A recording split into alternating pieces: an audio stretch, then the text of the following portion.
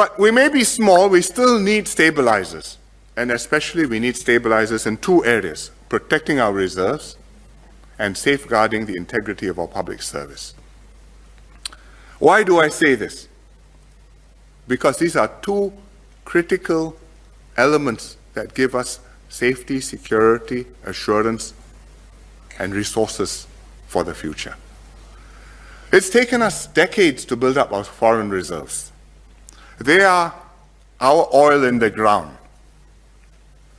If we don't have a second key, and you happen to have a generous or profligate government, then one government can spend it all and bring you back to zero. Elections will become auctions, where the parties compete to be more generous than the other, offering what it can do to voters by raiding the bank, as happens in countries much richer than us. You look at Australia, when 10 years ago, under basically a conservative government, they built up a significant amount of reserves or surpluses. They set up pension fund for the future, and they said this is our sovereign wealth fund, and this is to make sure that in future you'll be provided for state pensions and so on. But then came elections, and both parties, whether in government or out of government, because of the dynamic of the situation, they had no choice. One side offers something, the other side offers more, and back and forth. It's an auction.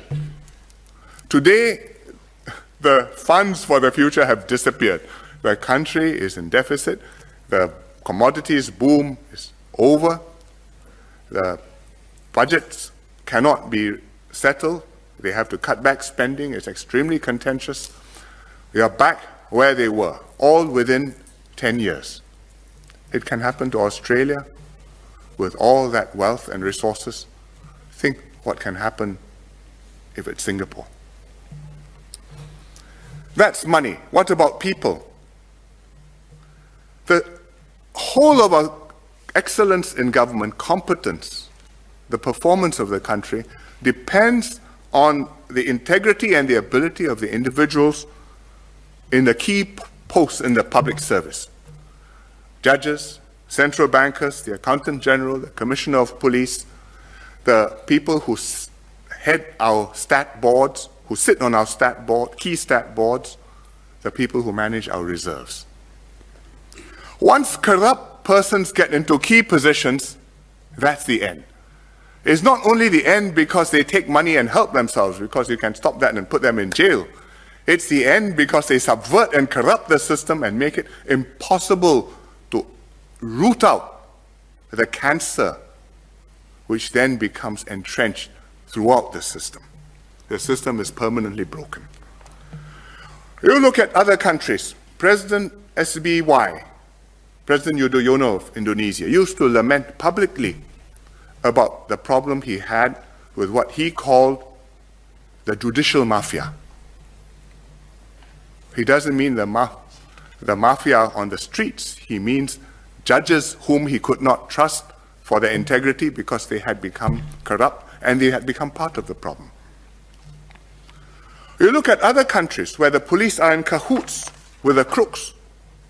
And if you have a problem, you're not sure whether you should go to the police station or run away from the police station. Or you look at countries where those responsible for safeguarding state assets instead raid the bank. As the Malay proverb goes, pagar makan padi.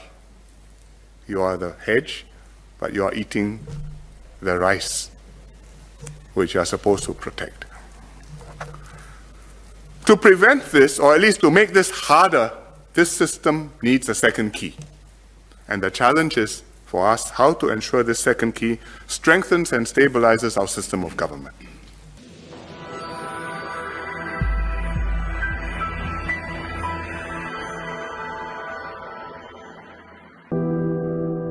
Join the